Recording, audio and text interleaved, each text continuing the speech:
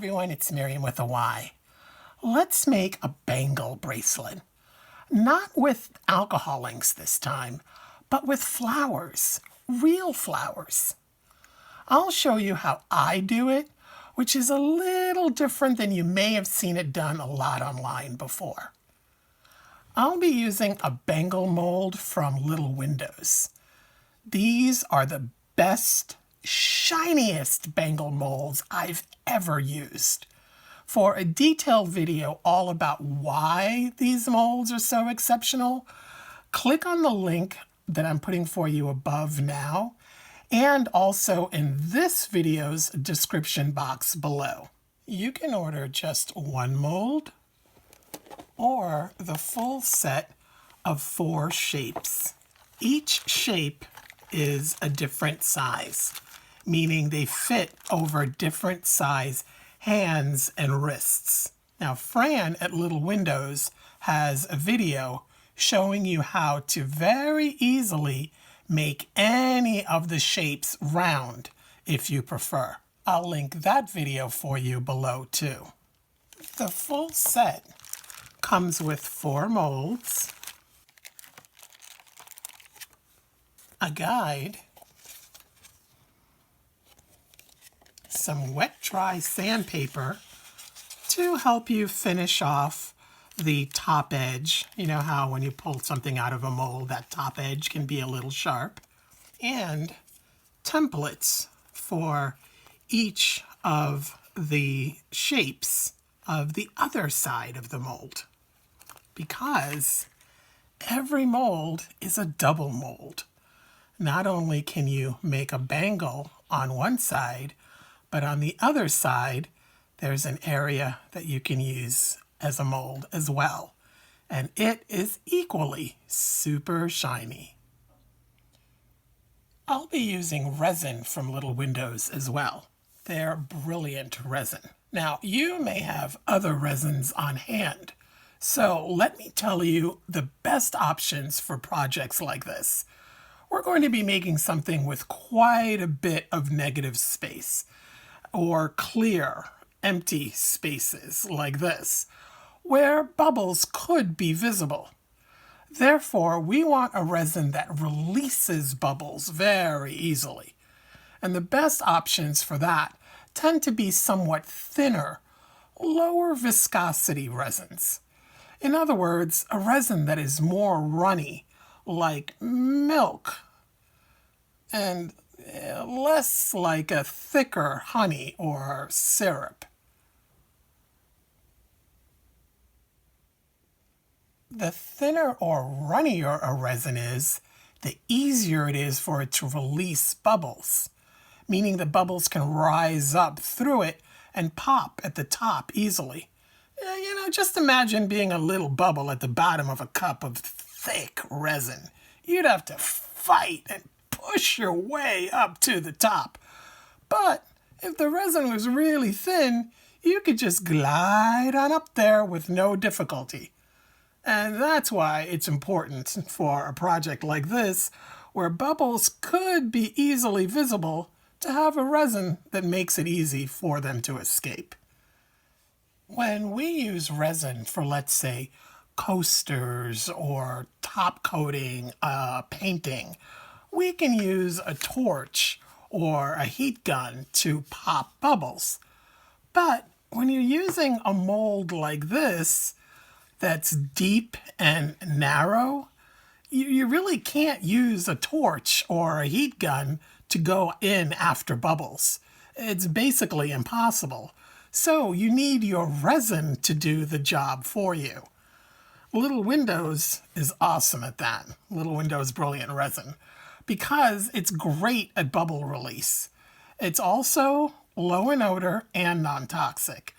Now, this 12-ounce kit can make at least 10 bangles. Maybe as many as a dozen if you're only making the small size. Another benefit of this resin is that it's also great for mixing small amounts. Many resins, actually most resins, suggest that you mix at least a full ounce to be safe in getting a good cure. This resin, however, can easily be mixed in smaller amounts, which is great when making jewelry when you don't often need a full ounce. Now, I have to let you know that ounce for ounce, this is pricier than other resin brands. So, if you're going to be making large resin pieces, also, another thin resin option is liquid diamonds. This is made by the company that makes Clearcast 7050. Now, keep in mind that this will take longer to set up and fully cure. So, you've got a couple of options. If you're only ever going to be making small jewelry pieces, you might really find this worthwhile and worth the money. I will put links to both resins in the description box below, and I've included coupon codes for both. Okay, now for flowers. You have nearly endless options. You can press and dry your own, or buy already pressed and dried flowers. Especially when drying your own, be prepared for some flower colors to change over time, or change in resin. Some may become different colors. For example, I've had some purple flowers turn teal once they get in resin. Some may fade or desaturate, reds becoming more beige, for example. Because of that, I go out of my way to pick pretty blooms that have as few blemishes as possible, so that even if they lose color, they're still pretty.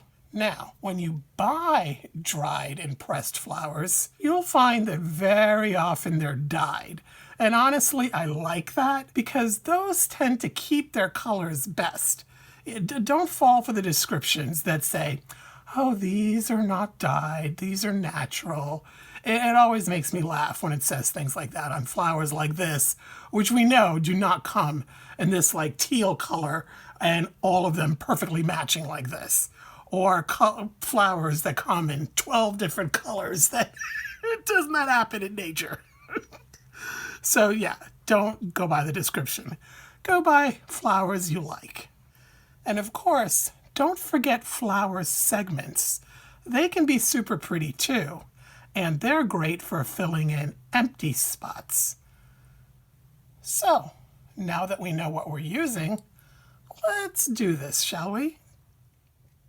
As I mentioned earlier, when you order the bracelet molds from Little Windows, you get this information-filled pamphlet, which tells you things like how much resin you'll need for each size mold, depending on whether you're using the bracelet compartment or that bonus compartment that you get on the reverse side of the mold.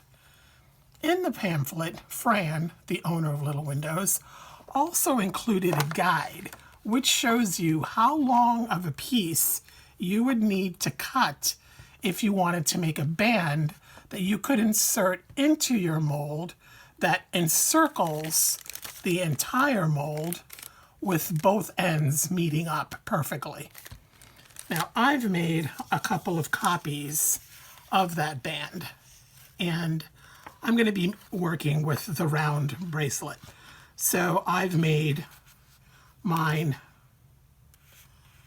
that length, and I've added a couple of extra millimeters on each end for overlapping purposes. We'll see if I end up using those. Next, I'm going to cover one of them with a piece of inexpensive packing tape. If you don't have packing tape, even Scotch tape will work. Resin will not stick permanently to the tape. With that done, I'll crease all the lines on the tape-covered version. And then I'm going to tape up my ends. The goal is to make a bit of a box. It doesn't need to be perfect or waterproof. We're not going to be filling it completely with resin. We're just limiting how far the resin can spread. And we want it to sort of stay within the lines, which is why we're creasing up the edges.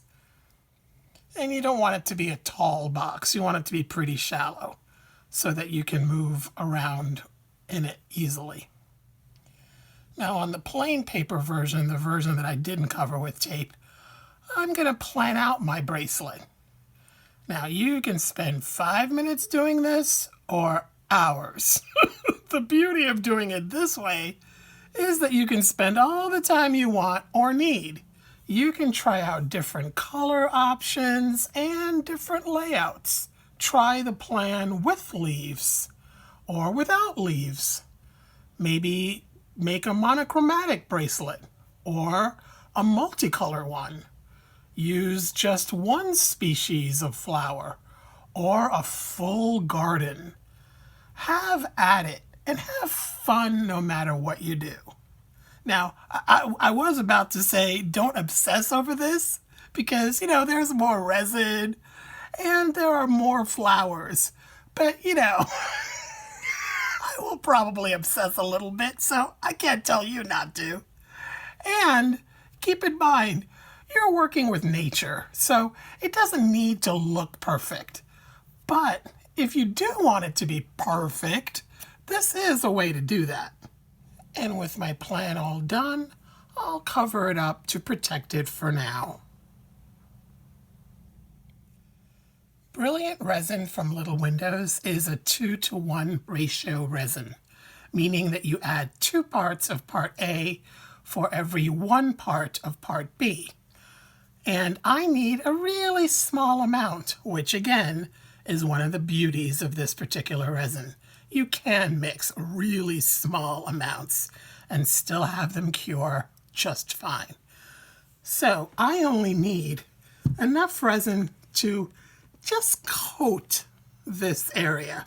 Like, I'm not trying to fill this at all. I just really need a thin layer of resin.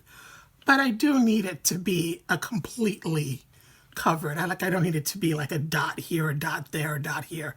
I do want it to be a completely filled layer. But I don't need a lot of resin. So I've marked on my cup 5 milliliters and 7.5 milliliters. So that will give me 2 parts to 1 part. So I will add 5 milliliters of part A in the cup, and then I will top that off to 7.5 milliliters, and that will give me another 2.5 milliliters of part B. I'm hoping that makes sense. So 5 milliliters will be part A, and the other 2.5 will be part B. So 2 to 1. Some people measure out resin in separate cups. One for part A and another for part B. And then pour the 2 amounts into a 3rd cup. I don't do it that way for 2 reasons. The first and main reason is that when transferring everything to that 3rd cup, you never really get everything out of the first 2 cups. A little always stays behind. And when mixing small amounts of resin like this, that can be problematic and throw off your measurements. The second reason is waste, either of disposable cups or time and cleaning supplies for cleaning out reusable measuring cups. So my tip is to mix in 1 cup. Mark your cups with a Sharpie so the measuring lines remain visible, and pour slowly so that you don't over pour with part A or part B. I actually only need about 3 milliliters for this task, but that's really too small an amount to mix. So 7.5 milliliters is the least I go. After mixing for at least 2 to 3 minutes, I usually let the resin sit a couple extra minutes for bubbles to rise and pop. But this resin has so few bubbles in general that I can start spreading my thin layer on my tape-covered template pretty much right away.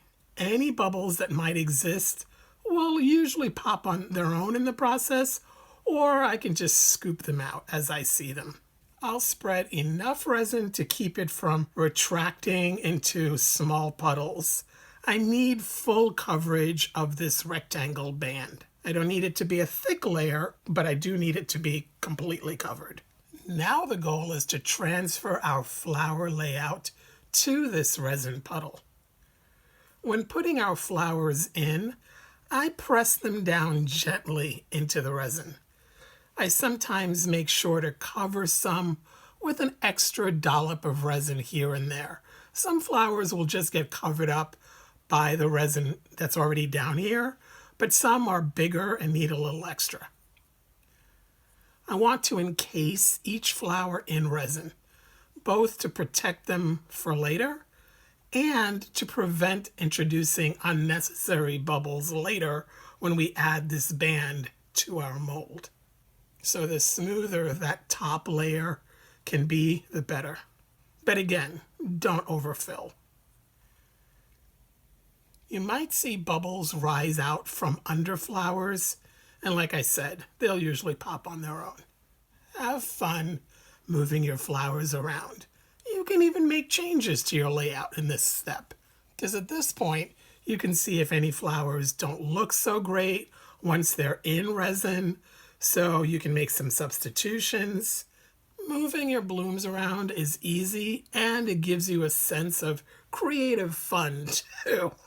Now with most resins, you have at least 30 to 45 minutes, even maybe an hour to work before the curing process makes the resin too thick to move your flowers around anymore. That's the beauty of having all the time you need planning out your layout on that plain piece of paper first. Your work time will vary depending on the temperature of the room in which you're working. The warmer it is, the shorter the time you'll have. Ideally, aim for a workspace that's around 70 to 75 degrees Fahrenheit or 21 to 24 degrees Celsius. Keep in mind that if your work environment is particularly cold, your resin will struggle to cure well. When you're done with your layout, you'll have some resin left over. Don't let it go to waste. Have some jewelry-sized molds nearby to play in, or maybe use the extra to top coat a smaller piece that needs it. So, just plan ahead. And now, let's cover this for about 10 to 12 hours of curing. It's been about 12 hours, and this band is ready to be handled. It's not at all sticky, but it's still pliable. I can now very safely peel it away from the tape-covered paper. How neat is that? We already have a great sense of how our finished bangle is going to look. Now, if you find that you had resin climbing up the walls of the paper, because, resin likes to do that in anything that looks like a mold, you can trim that excess off.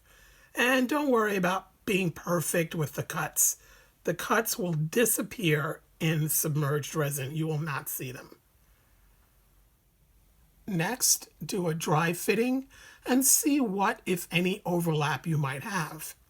This fits well, and remember, I purposely had added extra overlap space on the ends, so I can either overlap the two ends when I glue them, or I can trim the ends off and butt end them to each other. I'm choosing the second option. And then I'm just using a drop of crazy glue, or cyanoacrylate for those of you that like scientific terms. Just, clear super glue. And I'm connecting the ends to each other. The glue will hold the resin well. The seam will often disappear in resin, but to be sure it's not noticeable at all, I'll cover it with some, extra flower parts, and I'll do that with another couple drops of glue. The glue will absolutely disappear in resin. You won't see it. And we are looking good. Okay, next is full-on resin time. Fran has let us know that we need 24 milliliters of resin to completely fill the circle mold.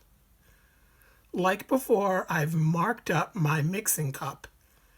I know that my band is already using up 3 milliliters of resin, so I now only need 21 mils mixed up, which is great because 21 is divisible by 3.